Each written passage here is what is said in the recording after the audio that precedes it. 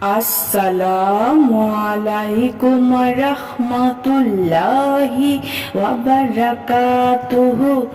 সুপ্রিয় সম্মানিত দর্শক ও শ্রোতা, আশা করি মহান রব্বুল আলামিনের দয়ায় আপনারা সকলেই ভালো আছেন।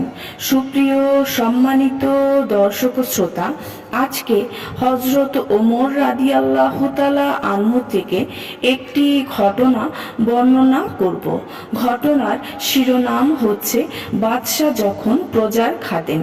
আশা করব এবং প্রিয় দর্শক, আপনাদের কাছে অনুরোধ থাকবে ঘটনাটি শেষ পর্যন্ত শুনবেন।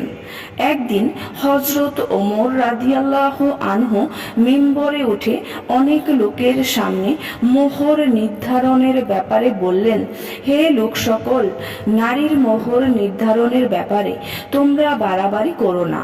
ভবিষ্যতে আমি যেন এ পরিমাণ মোহরের চেয়ে বেশি মোহর ধার্য করতে না শুনি। তারপর তিনি মোহরের একটি পরিমাণ নির্ধারণ করে দিলেন।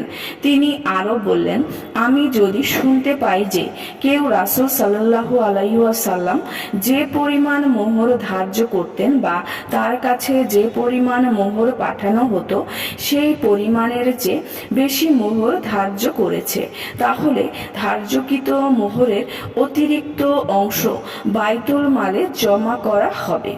এরপর তিনি মিম্বর থেকে নেমে এলেন। পথে কুরাইশের এক সম্ভ্রান্ত নারী তাকে দাঁড় করিয়ে বললেন, হে আমিরুল মুমিনিন, আল্লাহর কোরআনের বিধান আনুগত্যের অধিক হকদার নাকি আপনার কথা? ওমর রাদিয়াল্লাহু আনহু বললেন, নিঃসন্দেহে আল্লাহর কোরআনের। কিন্তু ব্যাপার কি?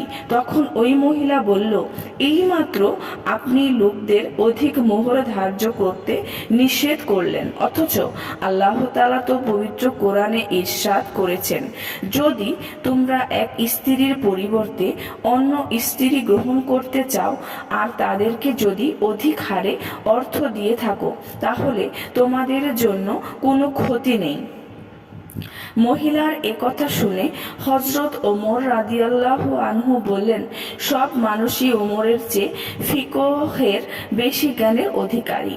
এরপর তিনি পুনরায় মিম্বরে ফিরে গিয়ে ঘোষণা দিলেন, একটু আগে আমি তোমাদেরকে মোহরের ব্যাপারে একটি নির্দিষ্ট পরিমাণ ধার্য করে দিয়েছিলাম, কিন্তু এখন আমার বক্তব্য হলো, তোমরা তোমাদের সম্পদ অনুযায়ী যেভাবে পারো মোহর ধার্য করতে পারো। সুপ্রিয় সম্মানিত দর্শক ও শ্রোতা, আশা করি ঘটনাটি ভালো লেগেছে। ঘটনাটি যদি ভালো লেগে থাকে অবশ্যই চ্যানেলটি সাবস্ক্রাইব করবেন, লাইক করবেন, কমেন্ট করবেন এবং বেশি বেশি শেয়ার করে দিবেন। সবাই ভালো থাকবেন। আল্লাহ হাফেজ।